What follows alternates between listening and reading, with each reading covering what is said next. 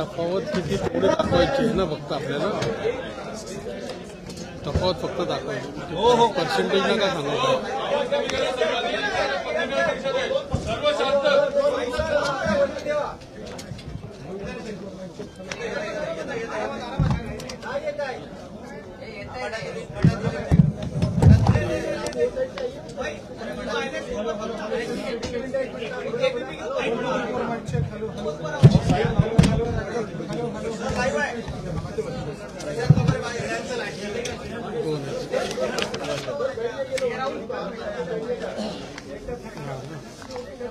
Related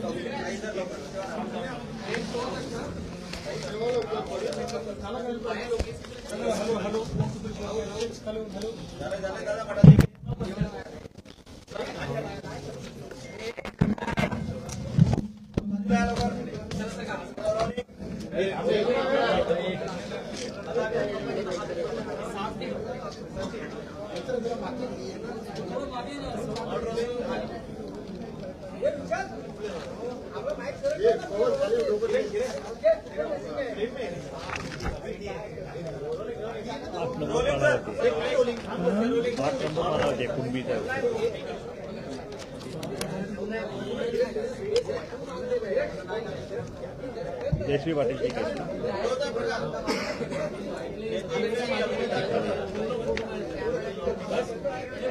along with कुंभी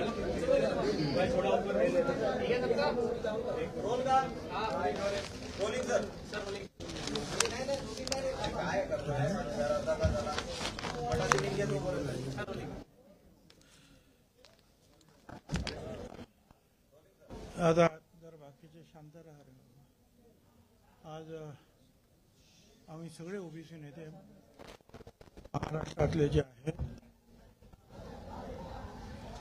इथं एकत्र जमलो होतो तायवाडे त्यांचं आंदोलन तिकडे सुरू आहे उपोषण त्यामुळे ते काही येऊ शकले नाही पण इतर ठिकाणी सुद्धा जवळजवळ 5-6 ठिकाणी उपोषण आणि आंदोलन सुरू झालेली आहेत आमदार पडळकर हे मुंबईपासून दूर आहेत फार त्यामुळे ते येऊ शकले नाहीत प्रधान सचिव महेश झगडे त्यांनी पण काही निरोप पाठवले काही अडचणी आहेत आमदार खडसे त्यांनी सांगितलं बा मी पण तुमच्या अशा अनेक लोकांनी सांगितलं आम्ही तुमच्या बरोबर आहोत आणि आपण इथे पाहतात की ही सगळी मंडळी जी आहेत आम्ही सगळे एकत्रित तिथे आलेलो आहोत तर जे आता आज आंदोलन सुरू आहे मुंबई शहरामध्ये त्याच्यामध्ये 2-4 गोष्टी ज्या आहेत काही गोष्टी तुम्ही दाखवलेल्या आहेत एक तर जे आहे याच्यामध्ये सरळ सरळ उच्च न्यायालयाने म्हटलेलं आहे की मराठा व कुणबी एकच आहे असं मानणं हा सामाजिक मूर्खपणा आहे परत दुसरं पण असंच आलं जजमेंट आणि त्याच्यात सांगितलं की मराठा आणि कुणबी या वेगळ्या जाती आहेत याच्यावर सुप्रीम कोर्टात ज्यावेळेला केस गेली त्यावेळेला सुप्रीम कोर्टाने म्हटलंय in the view of the above facts and position the bench finds that the Maratha is not socially backward community. Maratha is not a socially backward community, but is a socially advanced and prestigious community, and therefore the request for inclusion of Maratha in the central list of backward classes of Maharashtra, along with Kunbi, should be rejected. In fact, Maratha does not merit inclusion in the backward classes for Maharashtra, either jointly or Kunbi with Kunbi और under the separate entity of its. म्हणजे कुणबी मराठा किंवा मराठा कुणबी किंवा नुसता मराठा हे जे आहे ते होऊ शकणार नाही. हे सुप्रीम कोर्टाने सांगितलं, वारंवार सांगितलेलं आहे, एकदा नाही. आपण एक लक्षात घेतलं पाहिजे की ज्या वेळेला काही वर्षापूर्वी महाराष्ट्रामध्ये मराठा समाजाचे मोर्चे निघाले, गुजरातमध्ये गुजराती समाजाचे पाटीदार समाजाचे पटेल समाजाचे, राजस्थानमध्ये गुर्जर समाजाचे आणि हरियाणावरती जे जाट समाजाचे मोर्चे निघाले की आम्हाला पण पाहिजे.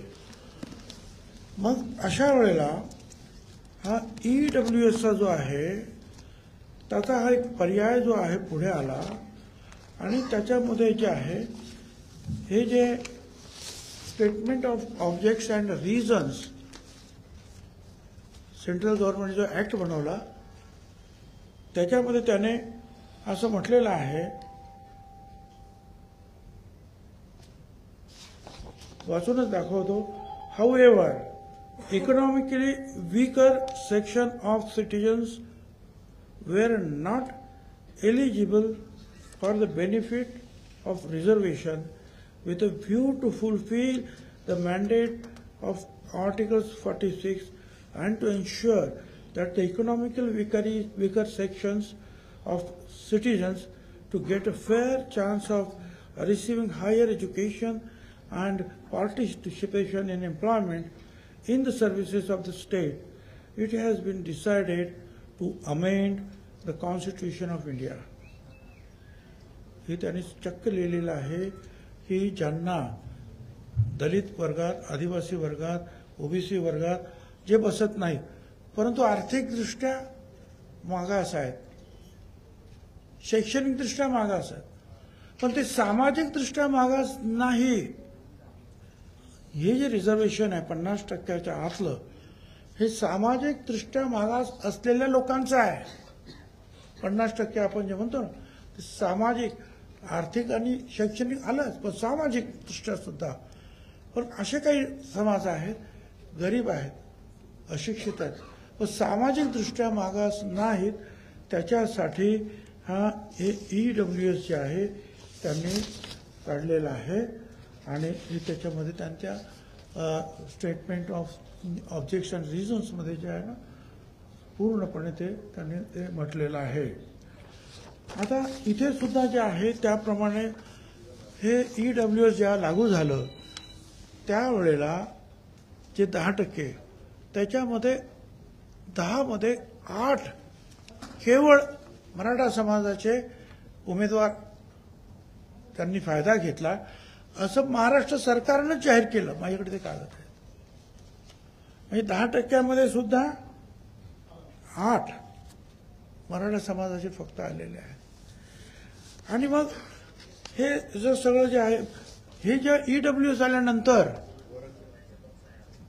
गुजरातमधलं जे पाटीदारांचं आंदोलन बंद झालं, गुर्जर समाजाचं आंदोलन बंद झालं, जाटचं बंद झालं, साऊथमध्ये कापूचं बंद झालं, कारण त्यांना 10% मिळाले. त्याच्यामध्ये ते सहज गेले, कारण 50%तले लोक जाऊ शकत नव्हते तिकडे. त्यामुळे मोठा समाज तोच होता की तो तिथे गेला. तरी सुद्धा काही नेते ऐकायला तयार नाहीत. मग आणखीन दुसरे 10% मराठा समाजाचं सेपरेट आरक्षण दिलं, ACBC. ते टिकवण्यासाठी लढाई सुरू आहे आता अजून. आणि मुख्यमंत्र्यांनी वारंवार सांगितलं की आम्ही ती लढाई जिंकणार, आम्ही हरणार नाही. मग हे असं जर आहे तर मग हे वारंवार जे आहे आम्हाला जे आहे एकत्रित द्या, OBC मध्येच द्या, OBC मध्येच द्या. आता त्यांनी हे जे आहे काय काढलं काय तर हे निजामाचं जे आहे काय तुमचं गॅझेटियर वगैरे वगैरे आहे, बरोबर. बरं ठीक आहे. त्याच्यामध्ये सुद्धा त्यांनी काय सांगितलेलं आहे, हे जे आहे हे गॅझेटियर जे आहे हे उस्मानाबाद आणि लातूरचं, त्याच्यामध्ये सुद्धा त्यांनी असं म्हटलेलं आहे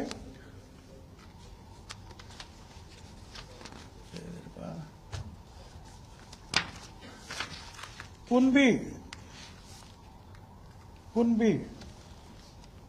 3,560, कुणबी 3,560. परत वेगळे लिहिले आहेत मराठा 2,46,490. म्हणजे काय, मराठा वेगळा आहे, कुणबी वेगळा आहे. हे मराठवाड्यातलं आहे. हे मराठवाड्यात तेच सांगताय. उस्मानाबादचं ते हा? तुम्ही उस्मानाबाद बघताय ना. कुठं? ते बरोबर आहे. उस्मानाबाद. आणि ते सगळ्यांचं आहे ना, छोटे मोठं आहे. सेम 2 गॅजेट मिळाले. एक उस्मानाबादचं 21 द्या ना बाबा. 21. हे 21 आहे. 21 मध्ये सुद्धा जे आहे हे झालं, मी 31 वाचलं. 1921 त्याच्यामध्ये सुद्धा हे कुणबी जे आहेत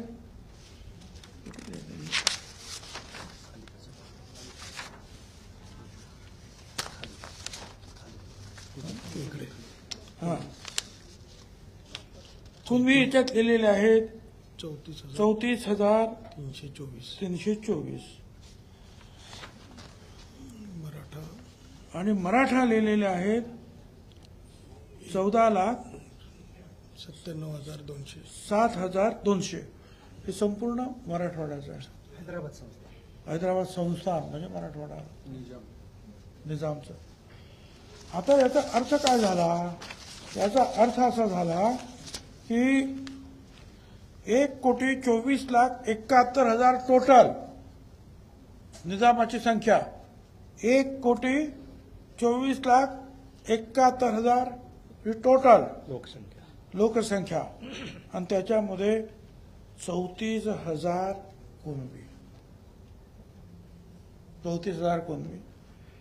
मराठा 14,07,000. म्हणजे किती झाले? कुणबी किती टक्के झाले?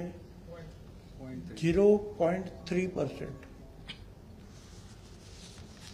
पण हे पण करताना प्रश्न असा आहे की सर्रास देणार कसं काय? जो कुणबी आहे तो पुढे तर आला पाहिजे. आता ते म्हणतात जे शेतकरी आहेत ते सगळे कुणबी. अरे ब्राह्मण सुद्धा शेतकरी होते ना, आहेत सुद्धा. पारशांची सुद्धा शेती आहे. हा? मारवाडी समाजाची आहे, सगळ्यांची आहे ना शेती. मग काय त्यांचं काय करायचं? ते सगळे झाले ओबीसी. ओबीसींची जी आहे निजामापासून सुद्धा फारकत केलेले मराठा वेगळे आहेत आणि कुणबी वेगळे आहेत आणि ओबीसी आणखीन वेगवेगळे आहेतच. त्याच्यामध्ये साळी माळी कोळी तेली तांबोळी बंजारा खाटीक बेटीक सगळे आहेत वेगवेगळे. मी वाचून नाही दाखवलं तुम्हाला, सगळे त्याच्यात. पण त्यांचं म्हणणं की आम्हाला हेच पाहिजे. आम्ही सांगितलं त्यांना काय द्यायचं, आम्हाला काय म्हणणं नाही, त्यांना जरूर द्या. ते काय करतात त्याच्याशी सुद्धा आम्हाला कर्तव्य नाही. पण आमचे जे काही आम्हाला 27% 17% आम्हाला शिल्लक राहिलेले आहेत. कारण 6% जे आहेत हे भटक्या विमुक्तांसाठी गेले. बाकीचे आणखीन कोणाला ते नोबेटिक अमुक तमुक त्याच्यात ते आणखीन सगळे गेल्यावर 2% आणखीन गोवारीला दिले. 17% शिल्लक राहिले. आणि 374 जाती आहेत.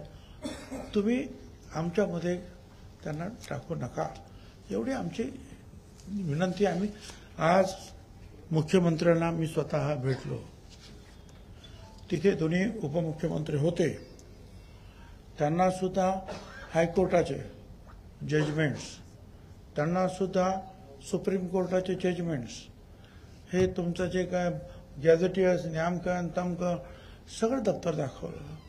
म्हटलं हे सगळं आहे, हे तुम्ही लक्षात घ्या. हे ओलांडून तुम्ही ज्या दिवशी जाल त्याच्या दुसऱ्या दिवशी आम्ही कोर्टात हजर आहोत. आंदोलन तर करूच, पण कोर्टात सुद्धा आम्ही जाऊ. कारण जर संविधान जर तुम्ही मानतात बाबासाहेब आंबेडकरांचं,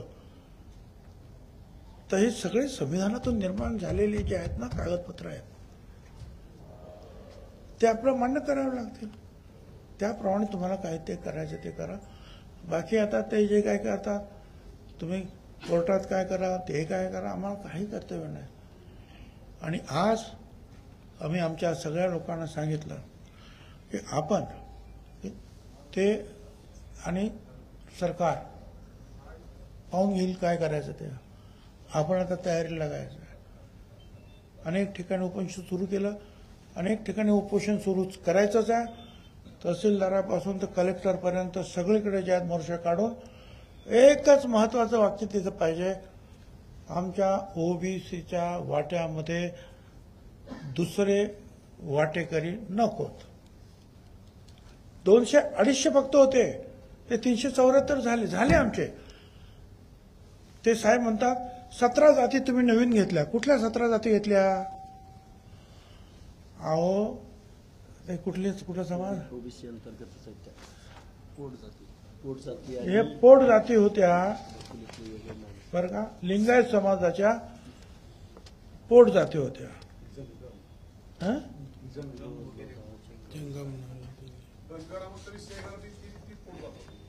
पोट जाती होत्या. या लिंगायत परवाच्या दिवशी झालं ना 8 दिवसापूर्वी, त्या लिंगायत समाजाच्या होत्या, पोट जाती होत्या. वेगवेगळ्या समाजाच्या असतात की नाही. माळी समाजामध्ये आहे, हळदी माळे, कोळसे माळे, फुल माळे, आमच्या तसे एक बैल केली, 10 बैल केले वगैरे वगैरे. तसं वंजारांमध्ये सुद्धा आहे, दलितांमध्ये सुद्धा आहे, सगळ्यांमध्ये, आदिवासीमध्ये सुद्धा कितीतरी, भटक्या सुद्धा कितीतरी पोट जाते. ते पोट जाते आहेत. धनगरा समाजामध्ये पोट जाते. 29 पोट 29 पोट ते पोट जाते आहेत. त्या नवीन जात. आणि ते कसं काय आहे त्याच्यासाठी आयोगाकडे जावं लागतं. आयोग वर्षभर 1.5 वर्ष त्याचा अभ्यास करतो, मग आयोग कळवतो गव्हर्नमेंटला की तुम्ही यांना घ्या, आणि मग गव्हर्नमेंट ते स्वीकारतं. त्याप्रमाणे स्वीकारलेलं आहे आम्ही 374 पर्यंत. परंतु मराठा समाज ज्या वेळेला आला त्यावेळेला देशमुख कमिटी, खत्री कमिटी, सराफ कमिटी, बापट कमिटी, चारही आयोगांनी जे आहे नकार दिला.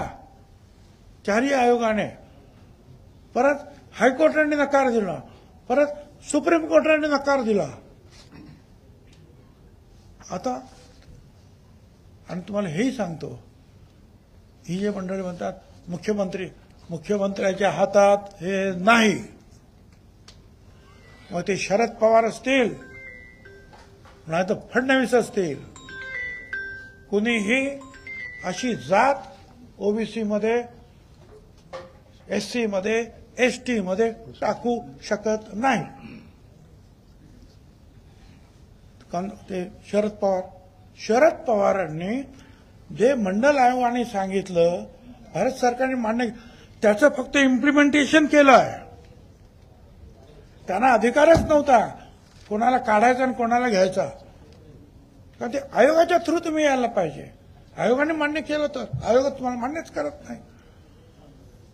त्यामुळे जे आहे कुठल्याही मुख्यमंत्र्याला किंवा सरकारला दोष देण्यात मला अजिबात इंटरेस्ट नाही. नियम कायदा सांगतो ते हे सांगतो, कोर्ट सांगते ते हे सांगता, आणि मग त्याप्रमाणे उगीच जरी कोण हट्टाग्रह करत असेल तर सरकारने जे आहे ते पाहून घ्यावं. पण आम्ही ठरवलेलं आहे, आम्ही उपोषणं करणार, आम्ही जिल्ह्यातून मिरवणुका काढणार, तालुक्यातून, आणि आमच्यावर जर अन्याय झाला तर आम्ही सुद्धा लाखोच्या लोंढ्यानं जे आहे मुंबईमध्ये आल्याशिवाय राहणार नाही. हे आज आम्ही इथे ठरवलेलं आहे. जरांगे मात्र आपल्या मागणीवरती ठाम आहे. सरसकट शब्द वापरायला त्यांनी एकंदरीत सहमती दाखवली. सरसकट काय? सरसकट शब्द वापरून प्रमाणपत्र द्यावं असं त्याची मागणी आहे. वगळून ना, वगळून चुकीचं तुम्ही प्रश्न चुकीचा विचार. सरसकट वगळून द्या, अभ्यास करा प्रत्येकाचा. आमचं काय म्हणणं, जे बिचारे कुणबी आहे ते कुणबी, आम्ही मान्य करतो ना. हट्टाकर काही नाही आमचा. उपसमिती आहे, मंत्रिमंडळाची उपसमिती आहे, तिच्यासमोर काही सूचना ठेवल्या जातात, ज्यामध्ये बीडच्या इथल्या आमदारांनी ज्यांच्याकडे शेती आहे त्यांना कुणबी ग्राह्य धरून ओबीसी मध्ये त्यांचा समावेश करावा, आरक्षण द्यावं, अशा स्वरूपाची एक नवी मागणी केली. आणि या इथे आमदारांची मागणी केली काय म्हणजे कायदा बाजूला आणि संविधान बाजूला ठेवलं जात नाही. हे संविधान आहे, हे कायदा आहे, त्या कायद्याप्रमाणेच होईल. उद्या कोणी म्हणेल की मला दलित समाजात टाका आणि त्यांचे मला हे द्या, नाही म्हणणार आम्हाला. तसं शेतकरीच्या ब्राह्मणांच्या सुद्धा शेती आहेत, सगळ्यांच्याच शेती आहेत. त्यामुळे शेतकरी म्हणजे काही हे असं नाही. आणि हे सांगितलंय ना त्यांनी, हायकोर्टाने सुद्धा सांगितलं की होणार नाही, हे असं नाही शक्य. आणखीन काय पाहिजे? आमदारांच्या मागण्या आंदोलन आणि जरी अधिवेशनात जर एक मुख्य ठराव केला तरी ते होत नाही आहे. कसं करणार तुम्ही? त्याचा जो नियम आहे रस्ता, त्याच रस्त्याने जावं लागेल. आणि ते चुकीचं झालं तर कोर्टात ताबडतोब ते जाणार, खलास होणार, संपणार. तेच तर मुख्यमंत्री सुद्धा म्हणाले की चुकीचं काय केलं तर दुसऱ्या दिवशी संपेल ते. ज्या पद्धतीने अनेक आंदोलकांचं वर्तन आहे त्या बाबतीत अनेक प्रश्न निर्माण झालेले आहेत. हा सगळा प्रकार मुंबई हायकोर्टात गेला. हायकोर्टाचंही असं म्हणणं आहे की हे आंदोलन आता हाताबाहेर जात आहे. कुठेतरी सरकार हतबल होतंय का या सगळ्या गोष्टींपुढे? ज्या पद्धतीनं मुंबईतील रस्ते बंद होणं असेल किंवा सीएसएमटी स्थानकाचा सगळा परिसर कॅप्चर झालेला आहे. हायकोर्टात सुनावणी सुरू असताना मुंबई हायकोर्टाला पुढे आंदोलकांचा घेराव होता. सरकारची हतबलता पण समोर येते का या सगळ्यामुळे?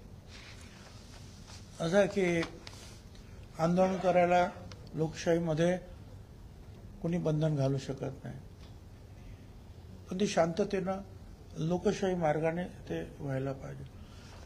काल मी असं ऐकलं की काही वार्ताहर भगिनी ज्या आहेत त्यांना त्रास देण्यात आला. त्यांनी तक्रार केली की हे काय आहे. खासदार त्या सुप्रियाताई सुळे त्या भगिनी आहेत, एक महिला आहे, खासदार आहे, त्या भेटायला आल्या की बाबा तब्येतीला सांभाळा. ही जी संस्कृती आहे, कशा प्रकारे तुम्ही वागणूक दिली त्यांना? हां, त्यांना गाडीत बसताना काय त्रास तुम्हीच लोकांनी दाखवलं, गाडीवर बाटल्या मार. ही संस्कृती नाही ना. आपण छत्रपती शिवाजी महाराजांचं नाव घेतो आणि महिलांना अशी वागणूक देणार आहोत. मग ते वार्ताहर असतील नाही तो खासदार असतील, आम्ही त्याचा निषेध करतो. हे बरोबर नाही. तर हे जे सगळं जे आहे तुम्ही नियमामध्ये जे काय करायचं ते करा. अदरवाईज कोर्ट आणि गव्हर्नमेंट का बघतील काय करायचं ते. आरक्षणाचा विषय न्यायप्रविष्ट असताना आंदोलनाला परवानगी देण्यात आली, त्याच्यानंतर त्याच्यामध्ये मुदतवाढ करण्यात आली. सरकारला याचा अंदाज नव्हता का की सगळे आंदोलक जर मुंबईत आले तर मुंबईमध्ये काय परिस्थिती निर्माण होईल? संपूर्ण परिस्थिती कायद्याच्या हाताबाहेर झाल्या तर असं आहे ना की ती परवानगी का कोणी दिलं हे काही मला काही कल्पना नाही. पण मी मगाशी सांगितलं की सर्वसाधारणपणे बघ कोणाला आंदोलन करायचं आहे तर ती शांततेनं करावं. आणि त्याने लिहून दिलं आम्ही शांततेत करू, आम्ही आतमध्ये बसू, हे सगळं करू. आता हे लिहून दिल्यानंतर सुद्धा जर हे असे जर वागले, आता दिलं नसतं म्हणजे मी बाजू घेतो सरकारचा असं नाही. मी आज येथे ओबीसीचा एक कार्यकर्ता म्हणून बसलेलो आहे, पण नसतं दिलं तर बघा आमचं आंदोलन तर मुंबईत येऊन देऊ शकत नाही का नाही, असं सुद्धा टीका झाली असते. म्हणून कदाचित त्यांनी ते दिलं असेल, पण ते लिहून घेतलं होतं ना त्यांच्याकडून. आणि असं करणार अशी अपेक्षा तुम्हालाही नव्हती, आम्हालाही नव्हती ना, कुणा नव्हती अशी अपेक्षा की असं होईल काहीतरी, असं करतील. जरांगेंच्या मंचावरती अनेक अभ्यासक आहेत, त्यांचं देखील ते त्यांच्याशी चर्चा करते. म्हणजे हैदराबाद गॅजेट प्रमाणे किंवा इतर गॅजेट प्रमाणे आरक्षण लागू होऊ शकतं, त्यानुसार देखील त्यांचा अभ्यास सुरू आहे. द्या ना काय ते, द्या ना कसं काही लागू होत आहे आणि सगळ्या मराठ्यांना लागू होतं तर द्या ना. आणि ते हायकोर्टाच्या सुप्रीम कोर्टाच्या विरोधात जाऊन द्या ना. अभ्यासक आहेत ते मोठे आहेत, आम्ही ते अभ्यासक नाही बाबा. पण हे जे वाचतो त्याच्यातून आम्हाला, आणि हे मी विधानसभेत सुद्धा वाचून दाखवलेलं आहे. त्यावेळेला मला वाटतं हे कोण होतं मला माहित नाही, पण हाच विषय निघाला होता.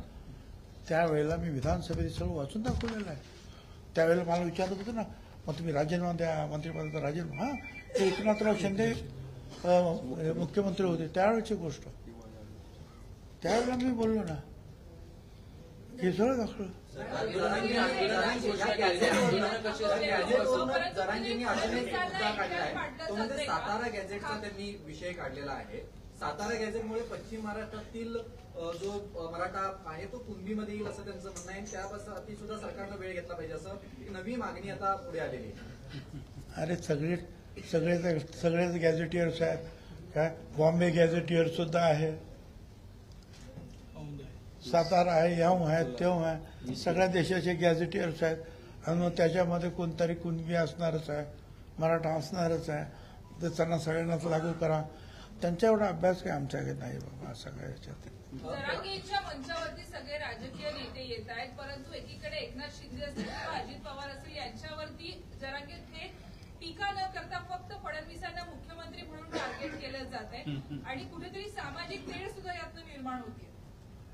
मला तुमचा प्रश्न समजला नाही. दोन प्रश्नाचे एकदम गल्लत झाल्यामुळे माझा गोंधळ उडतो. दोन्ही उपमुख्यमंत्र्यांचं नाव न घेता केवळ फडणवीसांवरती मुख्यमंत्र्यांवरती टीका केली जाते. त्यांना विचारायला पाहिजे ना तो प्रश्न. तो प्रश्न माझा नाही ना. ते टीका ते करतात, मी नाही करत आहे ना. आणि कुणी जायचं काय जायचं हे शेवटी मुख्यमंत्री ठरवत असतात.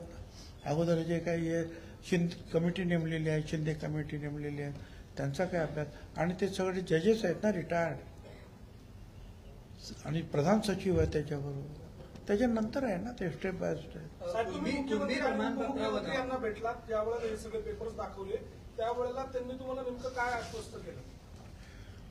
तर त्यांनी हे सांगितलं की तुमचं म्हणणं जे आहे ओबीसीला धक्का लावणार नाही, आम्ही ओबीसीला अजिबात धक्का लावणार नाही. कुणबी प्रमाणपत्रावरनं राज्य सरकार PR काढण्याची तयारीत आहे आणि त्यामध्ये त्याचा अनुषंग असा आहे की गाव पातळीवरती स्क्रुटिनी समिती बनवून तशा पद्धतीनं सुलभता येण्यासाठी म्हणून ती सगळी त्या बाबतीत GR काढला जाणार. त्याच्यावरती तुम्हाला काही माहिती आहे का? किंवा मला काही माहिती नाही आहे. माझं काय म्हणणं आहे की आतापर्यंत शिंदे समितीने काम केलंच ना.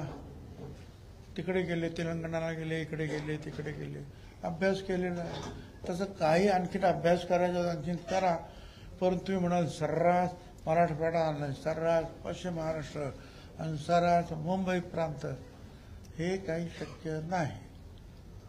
याला विरोध होणार. आंदोलनाची घोषणा करताय तुम्ही, कधीपासून आंदोलन सुरू होईल? कारण की ऑलरेडी मी आंदोलन आमचं सुरू झालं, पण आंदोलन म्हणजे तुमच्या इथेच येऊन अशा प्रकारचा गोंधळ घालणं म्हणजे आंदोलन आहे का? आम्ही गावात आंदोलन सुरू केलेलं आहे. आम्ही तालुक्यात, जिल्हा परिषद, जिल्ह्यामध्ये तिथे आता उद्यापासून आम्ही जे आहेत कलेक्टर कचेरीवर जाणार आहोत, त्यांना देणार आहोत आमचं निवेदन. काय म्हणतात ते, काही लोक जे उपोषणाला बसणार आहेत आणि हे सगळं हे करून सगळ्या महाराष्ट्रामध्ये. त्याच्यानंतर आम्हाला जर पुढे असं वाटलं की हे जे आहेत काही गोष्टी आमच्या विरुद्ध जाणून बुजून सरकारनं जर गेलेल्या आहेत किंवा आमच्यावर अन्याय झालेला आहे, तर हे थोडंसं गणपती आणि गेल्यानंतर. आणि आज जसं कोर्टाने सुद्धा विचारलं की त्या काय आझाद मैदानामध्ये पाणी आहे बसायला, त्यांनी सांगितलं पाऊस होता, तुम्हाला माहिती होतं, मग कसे काय आला तुम्ही पाण्यामध्ये? तर हे सगळं तोपर्यंत निपटू द्या, मग बघू, येऊ आम्ही. सरकार सर्व पर्यायाची चाचपणी करते आहे. 2 दिवस झाले मराठा मंत्रिमंडळ उपसमितीची बैठक होते. जरांगे मागे हटायला तयार नाहीत. मग याच्यातून मार्ग कसा निघेल, तोडगा कसा निघेल? ते आता ते समिती आहे, शिंदे समिती आहे, नंतर विखे पाटील समिती आहे, ते त्याच्यावर अभ्यास करतात. माझा मुद्दा एवढाच, भटक्याविमुक्त ओबीसींवर अन्याय होऊ देणार नाही, एवढा पुरतं. बाकी त्यांना काय करायचं ते करू. राज ठाकरे म्हणतात शिंदेनाच विचारा काय ते. हो, आता राज ठाकरे म्हणतात ठीक आहे, आता त्यांना काय उत्तर द्यायचं आहे ते जरांगेने दिलेलं आहे का. परंतु जे आहे सगळ्यांनी चांगली भूमिका घेतलेली आहे की बाबा माणुसकीच्या दृष्टीने जे आहे तिथल्या लोकांना चहा पाणी नाश्ता जेवण द्या. तुमच्या ओबीसी नेत्यांवरती हल्ले होत आहेत. तुमच्या ओबीसी नेत्यांवर काही ओबीसी नेत्यांवरती हल्ले पण होत आहेत. काय होत आहे? हल्ले होत आहेत. काही ओबीसी नेत्यांवरती हल्ले पण होत आहेत. कशासाठी? आम्ही कोणावर हल्ले करत नाही. ते का आमच्यावर हल्ले करतात? हा, लक्ष्मण हाकेंवरती हल्ले झाले. हो बरोबर ना. तुम्ही का आपण कशासाठी करता? आणि असे हल्ले झाले तर पोलिसांनी ताबडतोब निर्णय घ्यायला नको का? पाऊल उचलायला पाहिजे त्यांनी. सर, मनोज जरांगे पाटील यांच्या मागे दोन्ही राष्ट्रवादीचा हात आहे. तर काही वेळापूर्वीच लक्ष्मण हाके यांनी स्टेटमेंट केले. तुम्ही ओबीसीचे नेते म्हणून सध्या भूमिका मांडताय, पण तुम्ही राष्ट्रवादीचे नेते सुद्धा आहात, त्याबद्दल तुम्ही काय बोलता? मी ओबीसीचा नेता म्हणून इथे बसलेलो आहे. मंत्रिमंडळात सुद्धा ओबीसीचा नेताच आहे. मी आमदार पण ओबीसीचा नेता म्हणूनच बसलेलो आहे. आज नाही, 35 वर्षापासून बसतो आहे. पुढे काय?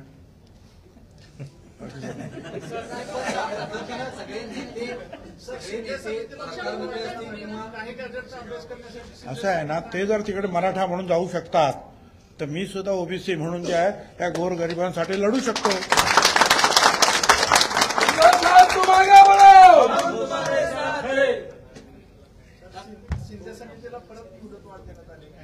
द्या, आणखी द्या, 2, 10, 15, 25 वर्ष द्या.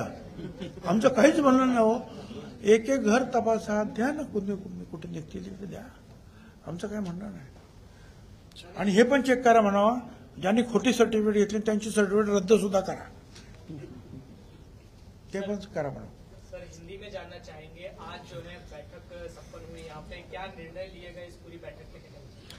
यहाँ जो है सारे ओबीसी के हमारे सारे जो अलग अलग घटक जो है, जैसे VJNT है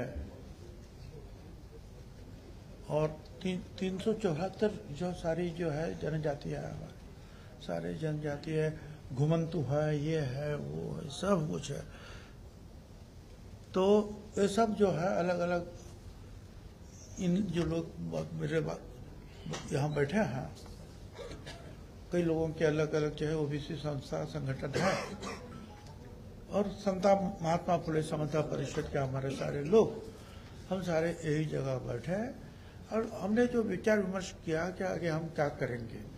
तो ये तय हुआ है कि ओबीसी में पहले से जो है गैर कानूनी ढंग से, एक लफ्ज में गैर कानूनी ढंग से ओबीसी में किसी को भी जगह नहीं देना चाहिए.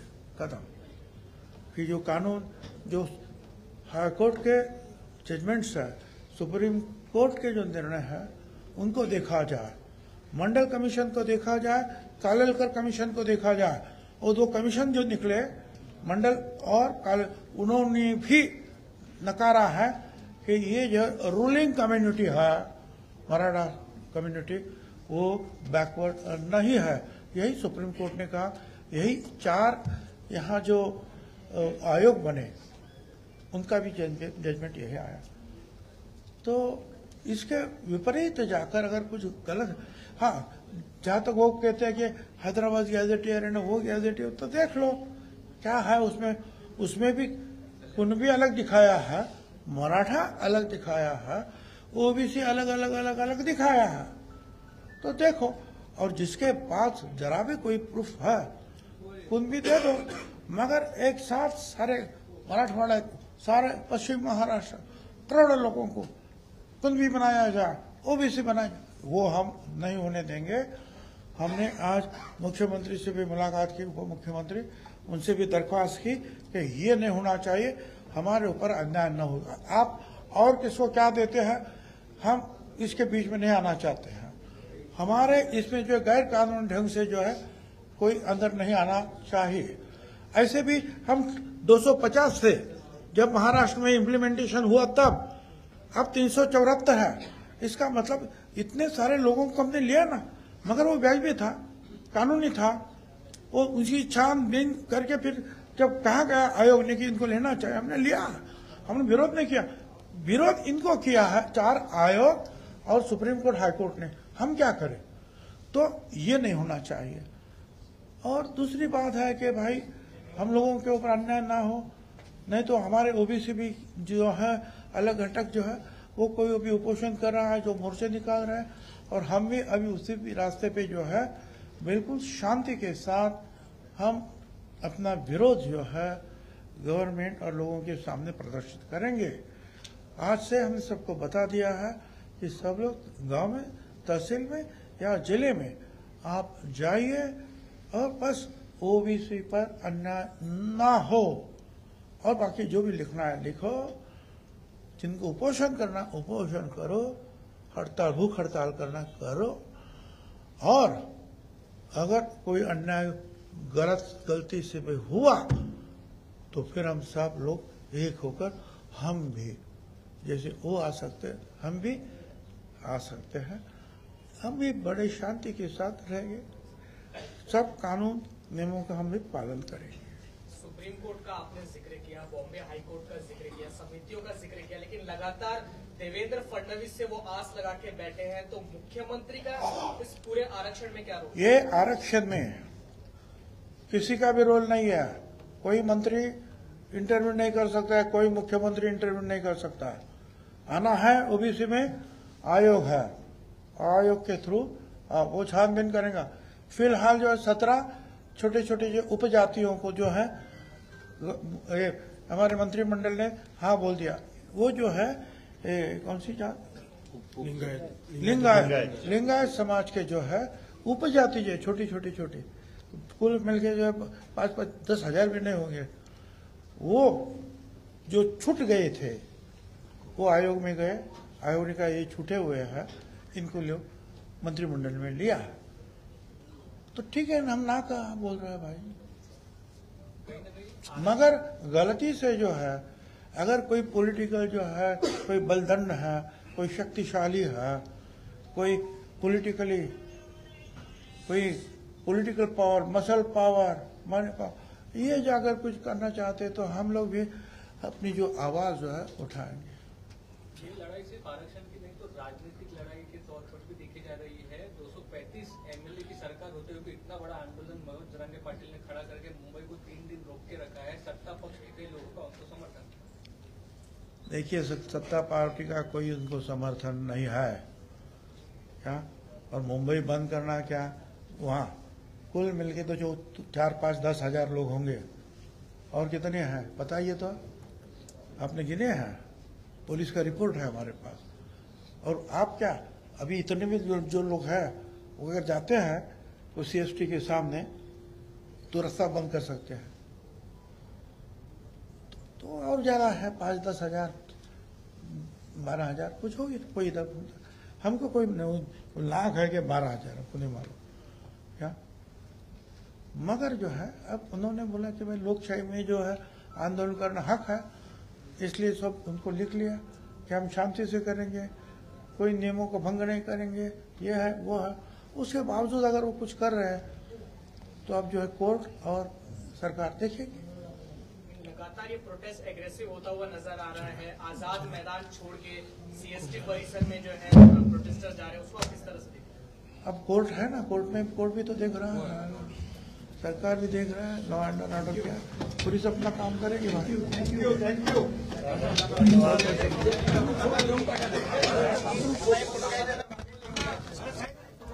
बाजूला फोटो काढायचे, फोटो काढा रे बाबा,